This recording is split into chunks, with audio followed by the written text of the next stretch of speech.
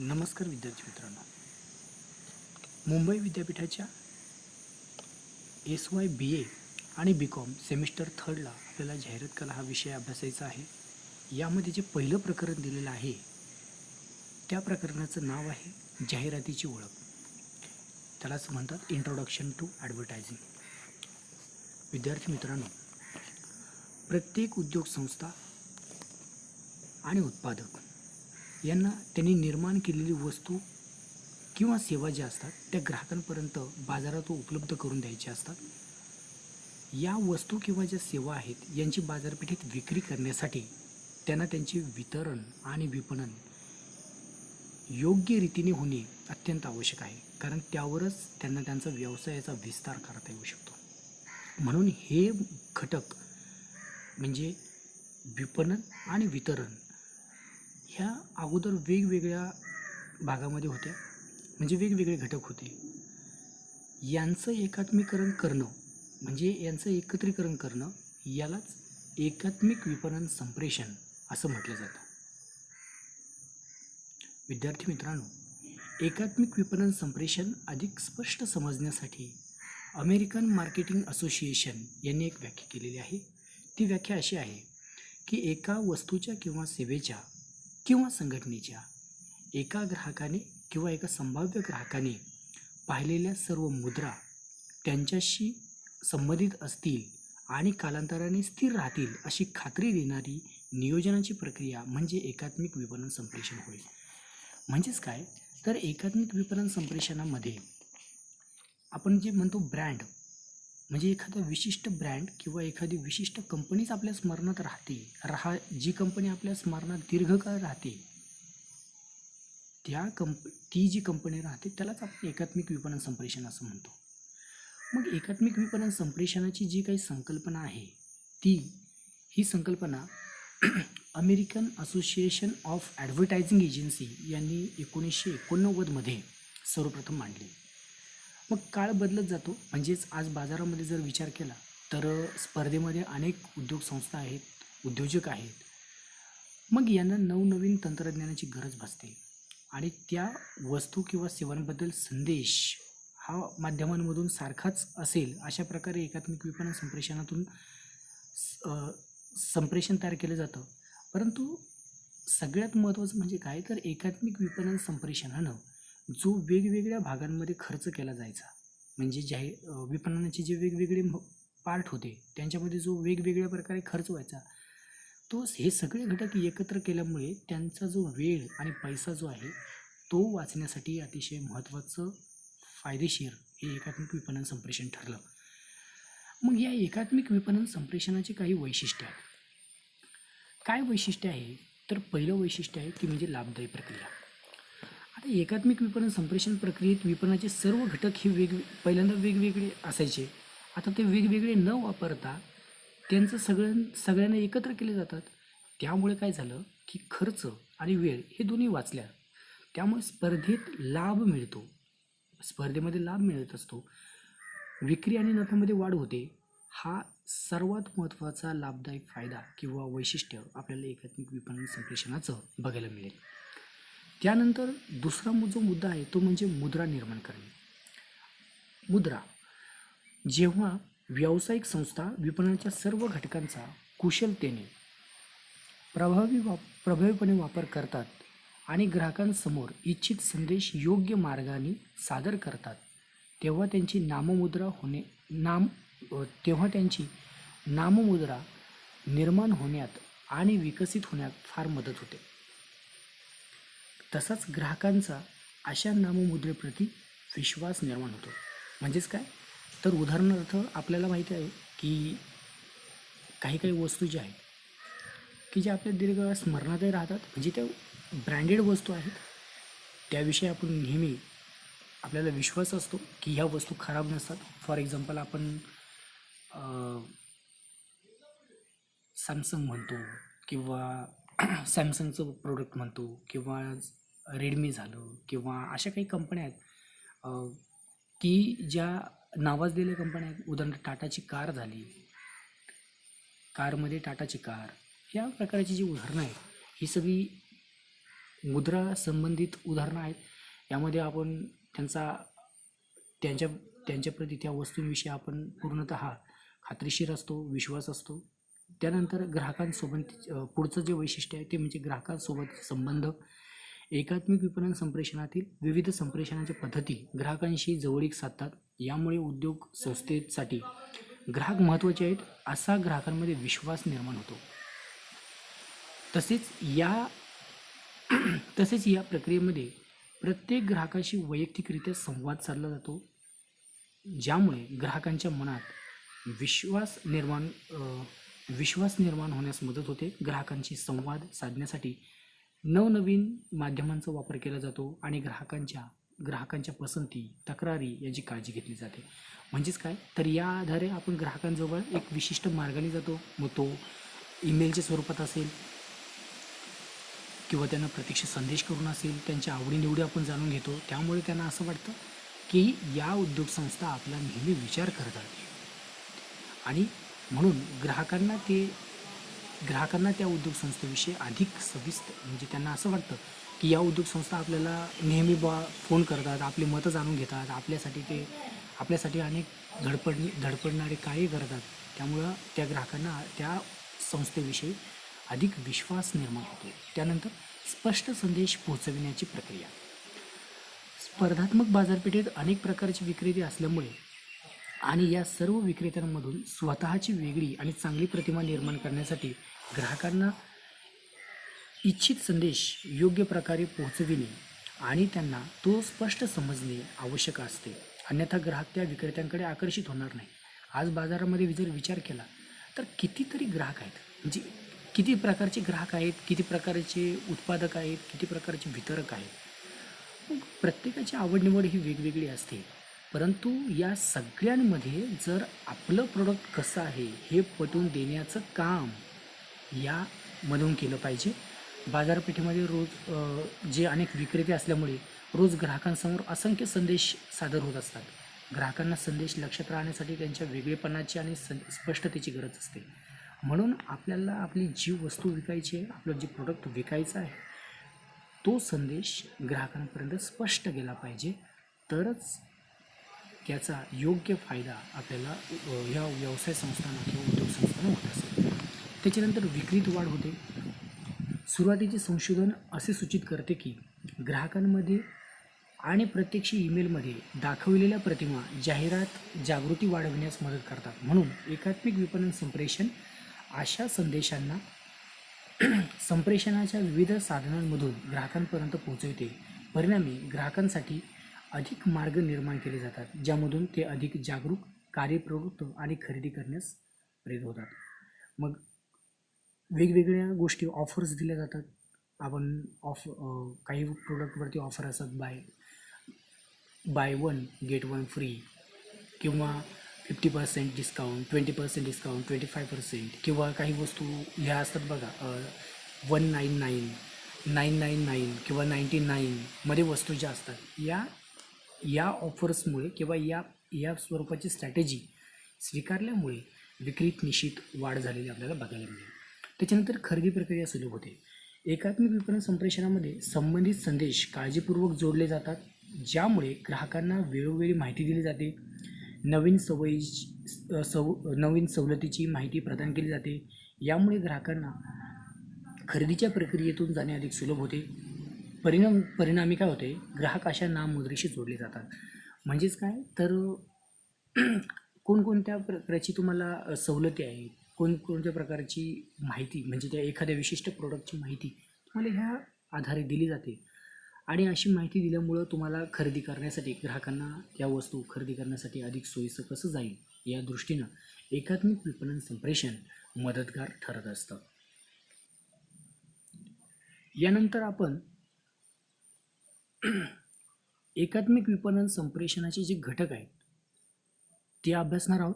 एकात्मिक विपणन संप्रेषणाचे जे काही घटक आहेत त्यामध्ये पहिला आहे जाहिरात, त्यानंतर प्रत्यक्ष विपणन, विक्री प्रवर्तन, त्याच्यानंतर प्रचार, सार्वजनिक संबंध, वैयक्तिक विक्री आणि परस्पर संवादी, त्यालाच म्हणतात इंटरनेट. आपल्या परिचयाचं इंटरनेट विपणन म्हणजे इंटरनेटच्या साहाय्याने आपण वस्तूची विक्री करणं, विपणन करणं. मग जाहिरात म्हणजे काय, तर जाहिराती ह्या देय जाहिराती असतात. देय जे म्हणजे काय, तर त्याला पेड ॲडव्हर्टायझिंग म्हणतात. त्याचे पैसे खर्च केले जातात. जाहिराती अनेक माध्यमातून करता येतात. जसं नियतकालिका आहेत, वर्तमानपत्र आहे, टी व्ही आहे, रेडिओ आहे, रस्त्याच्या बाजूचे फलक असतील. म्हणजे याच्या आधारे आपण जाहिरात करू शकतो. याच्या आधारे आपण समाज माध्यमातून संदेश लोकांपर्यंत पोहोचवला जातो आणि याची खात्री केली जाते की लोकांपर्यंत संदेश पूर्णपणे किंवा स्पष्ट समजला आहे किंवा नाही. जाहिरातीमुळे लोकांना संघटनांबद्दल माहिती प्राप्त होते. त्यांच्या नवीन उत्पादनाविषयी माहिती मिळते. तसेच विशेष सवलतीची देखील माहिती मिळते. म्हणजेच काय, तर थोडं जरी ह्या जाहिराती जरी आपल्याला खर्चिक वाटल्या, पेड जाहिराती जरी असल्या, पण या आधारे आपण ग्राहकांपर्यंत पोहोचविण्याचं काम, आपली वस्तूचा प्रचार आणि प्रसार करण्याचं काम या जाहिरातीमुळे आपण करत असतो. त्यानंतर पुढचा जो एकात्मिक विपणनाचे जे काही घटक आहे तो आहे प्रत्यक्ष विपणन. म्हणजे काय, त्याला म्हणतात डायरेक्ट मार्केटिंग. एखाद्या वस्तू किंवा सेवेबद्दल माहिती देण्याची एक प्रभावी पद्धत म्हणजे प्रत्यक्ष विपणन. एखादी वस्तू कशी आहे, म्हणजे त्या वस्तूचं गुणवैशिष्ट्य काय आहे, फायदे काय आहे, तोटे काय. तोटे तर शक्यतो आपण सांगत नाही वस्तूविषयी. कोणती जाहिरात संस्था आपल्याला वस्तूविषयी तोटा सांगत नाही. त्याच्यापेक्षा फायदा, जास्तीत जास्त फायदा सांगितला तर लोकांना फायद्याच्या गोष्टी जास्त कळतात. तोटा सांगितला तर याच्यात हे बॅकलॉग आहे, जाऊ दे मरू दे, ती वस्तू खरेदी करायला नको, हेच त्यांचं सर्वात महत्त्वाची गोष्ट असते. म्हणून एखाद्या वस्तू किंवा सेवेबद्दल माहिती देण्याची एक प्रभावी पद्धत म्हणजे त्या वस्तूची माहिती, त्याच्यात कोणकोणते घटक आहेत, काय गोष्टी आहेत, या संबंधी प्रत्यक्ष विपणनामध्ये येत असतात. यामध्ये मध्यस्थीला काढून टाकून ग्राहकांशी आणि संभाव्य ग्राहकांशी वैयक्तिक संपर्क साधला जातो. अर्थात प्रत्यक्ष संपर्क साधला जातो. यात मध्यस्थी माध्यमे जसे नियतकालिकातील जाहिराती किंवा रस्त्यावरचे जे फलक असतात ते, किंवा सार्वजनिक लोकांना दिसतात त्यांचा वापर केला जात नाही. तर यामध्ये काय केलं जातं, ग्राहकांना ईमेलद्वारे, फोन करणं, ईमेल करणं, माहितीपत्रकं देणं किंवा कुपन्स तयार करतात. या छोट्या आकारमानाच्या संस्था, म्हणजे ह्या जाहिराती ज्या आहेत या छोट्या आकारमानाच्या संस्था यांचा अवलंब करतात. तर ज्या काही मोठ्या जाहिराती असतात म्हणजे खर्चिक, टी व्हीवरती जाहिरात देणं, ह्या खर्चिक जाहिराती असतात. या घटकांचा आवर्जून वापर करतात, कारण हा कमी खर्चिक आहे. यामध्ये लोकांना फोन करून किंवा ईमेलद्वारे संदेश पाठवून त्यांच्या प्रतिक्रिया मागवल्या जातात. म्हणजे ईमेल, फोन किंवा काही माहितीपत्रक असतात, काही कुपन्स असतात, यांच्याद्वारे हे लोकांना दिलं की तुम्ही फीडबॅक द्या, आमची ही वस्तू कशी आवडली, तुम्हाला योग्य वाटते का. म्हणजे त्या ठिकाणी कस्टमर किंवा जो काही ग्राहक आहे तुमचा, तो प्रत्यक्ष लोकांपर्यंत जो संदेश आपण पोहोचवतो त्याचा फीडबॅक लवकरात लवकर आपल्याला मिळायला सोपं पडतं. त्यानंतर पुढचा जो मुद्दा आहे तो म्हणजे विक्री प्रवर्तन, सेल्स प्रमोशन. विक्री प्रवर्तन तंत्र हे विपणन आणि विक्री नियोजनाचे घटक आहे. म्हणजे विपणन आणि विक्री नियोजन संस्थांच्या इतर संप्रेषणाच्या घटकासोबत एकत्रित केलेल्या संदेशांना संलग्न करता येऊ शकतं आणि त्यामुळे प्रवर्तनाच्या प्रयत्नांना मदत होते. यामध्ये सार्वजनिक संबंध आणि प्रचार या दोन घटकांच्या मदतीने एखाद्या वस्तूचे किंवा सेवेचे प्रवर्तन केले जाते.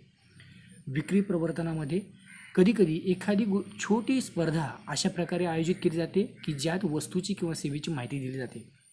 जसं तुम्हाला फॉर एक्झाम्पल साधंसं उदाहरण द्यायचं ठरलं तर तुम्ही टी व्ही चॅनलला बघितलं असेल, कोण बनेगा करोडपती किंवा कोण होईल मराठी करोडपती. ह्या ज्या स्पर्धा आहेत, या स्पर्धेमधून लोकांपर्यंत म्हणजे कोण स्पॉन्सर करतो, कोण त्याला प्रमोट करतो, तर ह्या कंपन्या त्यांना प्रमोट करतात.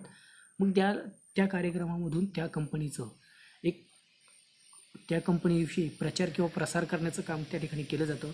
छोट्या स्पर्धा असतात, म्हणजे ह्या स्पर्धेंमधून ग्राहकांना त्या वस्तूंची माहिती दिली जाते, त्याचं वैशिष्ट्य सांगितलं जातं किंवा ती वस्तू भेट स्वरूपात दिली जाते. म्हणजेच विक्री प्रवर्तनाचं किंवा सेल्स प्रमोशनचं ते एक साधन म्हणून आपल्याला बघायला मिळेल. त्यानंतर पुढचा जो मुद्दा आहे तो म्हणजे प्रचार. प्रचार ही जनतेशी संप्रेषण करण्याचे ध्येय स्वरूपाचे घटक नाही. म्हणजे प्रचारासाठी कोणत्याही प्रकारचा तुम्हाला खर्च करण्याची आवश्यकता नाही. यामध्ये रेडिओ असेल, म्हणजे ध्येय स्वरूपाचं घटक नाही आहेत. यामध्ये रेडिओ असेल, वर्तमानपत्रे, टी व्ही किंवा व्यासपीठावरून अनुकूल सादरीकरण मागविले जाते, ज्यासाठी प्रयोजकांना पैसे द्यावे लागत नाही. एका संघटनेविषयी, तिच्या उत्पादनाविषयी जनतेला माध्यमांच्या साहाय्याने माहिती दिली जाते आणि ही माहिती प्रदान करण्यासाठी, म्हणजे देण्यासाठी या संघटनेला खर्च करावा लागत नाही. अशा प्रकारे माहितीचा प्रचार हा बातम्यांमधून एखाद्या वस्तू किंवा सेवेबद्दल जागृती निर्माण करून करता येतो. प्रचाराची प्रमुख माध्यमे जर बघितलं तर ती आहेत वर्तमानपत्रे, नियतकालिके, T V, radio, email, website, सामाजिक माध्यमे जसे फेसबुक असेल, ट्विटर आहेत, किंवा सार्वजनिक भाषण, परिसंवाद, कार्यशाळा अशी कितीतरी माध्यमं आपल्याला प्रचारासाठी वापरता येऊ शकतात. त्यानंतर पुढचा जो मुद्दा आहे तो म्हणजे सार्वजनिक संबंध, पब्लिक रिलेशन. जनतेशी अर्थात संभाव्य ग्राहकाशी नाते जोडण्यासाठी आणि असलेले नाते दृढ करण्यासाठी सार्वजनिक संबंध हा या घटकाचा विपणनामध्ये वापर केला जातो. प्रत्येक उद्योग संस्थेसाठी तिच्या वर्तमान ग्राहकांसोबत नातेसंबंध टिकून ठेवणे आवश्यक असते. जसे नवीन ग्राहकांशी नातेसंबंध जोडणे देखील गरजेचे असते. असे केल्याने एक अनुकूल प्रतिमा निर्माण होण्यास मदत होते. वर्तमान काळात सामाजिक माध्यमांना प्रचंड वापर लक्षात येतात.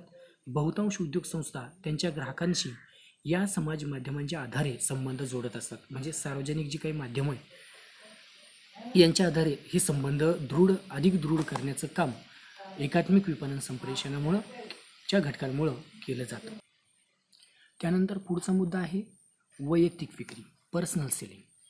ग्राहक संबंध निर्माण करण्यासाठी आणि विक्री वाढविण्यासाठी कोणत्याही उद्योग संस्थेच्या विक्री विभागाकडून वैयक्तिक सादरीकरण करणे म्हणजेच वैयक्तिक विक्री होय. म्हणजे त्या ठिकाणी यामध्ये काय होतं, जो विक्री अधिकारी असतो तो संभाव्य ग्राहकांमध्ये समोरासमोर संवाद साधतो. जिथे अधिकारी संभाव्य ग्राहकांचे मन वळविण्याचा प्रयत्न या ठिकाणी करतात. ती वस्तू किंवा सेवा किती महत्त्वाची आहे, तुमच्यासाठी किती फायदेशीर आहे हे पटवून देण्याचं काम या वैयक्तिक विक्रीमध्ये केलं जातं. वैयक्तिक विक्रीमुळं काय होतं की खरेदीदाराच्या पसंती कोणकोणत्या असतात, त्यांच्यानंतर त्यांचा विश्वास संपादन करणं किंवा कोणकोणत्या कृती निर्माण होत असतात याचा वैयक्तिक परस्पर संवाद घडून आल्यामुळे ग्राहकांशी त्यांचे संबंध या ठिकाणी दृढ होतात. पण या वैयक्तिक विक्रीचा एक तोटाही असा आहे की वैयक्तिक विक्री हा एक जो वैयक्तिक विक्रीचा जो भाग आहे किंवा वैयक्तिक विक्री जी केली जाते तिचा तोटा असा आहे की प्रवर्तन साधनामधून सर्वाधिक खर्चिक माध्यम आहे. म्हणजे काय तर याचा हा सर्वात खर्चिक प्रकार आपल्याला बघायला मिळेल. त्याच्यानंतर पुढचा जो घटक आहे तो म्हणजे इंटरनेट विपणन, त्याला परस्पर संवादी किंवा इंटरनेट विपणन, इंटरनेट मार्केटिंग असं देखील म्हटलं जातं. स्पर्धेच्या काळात ग्राहकांसोबत सुसंबंध निर्माण करणे अत्यावश्यक आहे. यासाठी त्यांच्या मनात सतत संपर्कात राहणे गरजेचे आहे. ग्राहकांशी परस्पर संवाद साधण्यासाठी प्रामुख्याने फोन, सामाजिक माध्यमे जसे ईमेल, फेसबुक, ट्विटर इत्यादींचा वापर आपण केला पाहिजे. परस्पर संवादी विपणन ग्राहकांनी व्यक्त केलेल्या त्यांच्या पसंतीवर अवलंबून असतो, जेणेकरून विक्रेते अधिक संबंधित विपणनाचे जे काही संदेश निर्माण करू शकतात. अशा प्रकारे जे काही इंटरनेटद्वारे विपणनाची जी प्रक्रिया आहे ती आपल्याला बघता येईल. हे जे विपणन आहे ते 10 ते 12 पट अधिक प्रभावी आपल्याला बघायला मिळेल. म्हणजेच इंटरनेटच्या साहाय्यानं आज आपण जर बघितलं समाज माध्यमांमध्ये सर्वात जास्त जर आपण बघितलं तर या कोविडच्या काळामध्ये सुद्धा आपण मोठ्या प्रमाणावरती विपणनाचा किंवा इंटरनेट विपणनाचा वापर अधिकाधिक केलेला आपण बघू शकतो. विद्यार्थी मित्रांनो, हा जो आज आपण भाग बघितला तो एकात्मिक विपणन संप्रेषणाचे घटक, त्याचे वैशिष्ट्य आणि त्यांची जी काही संकल्पना होती यांचा आज आपण अभ्यास थोडक्यात बघितलेला आहे. धन्यवाद.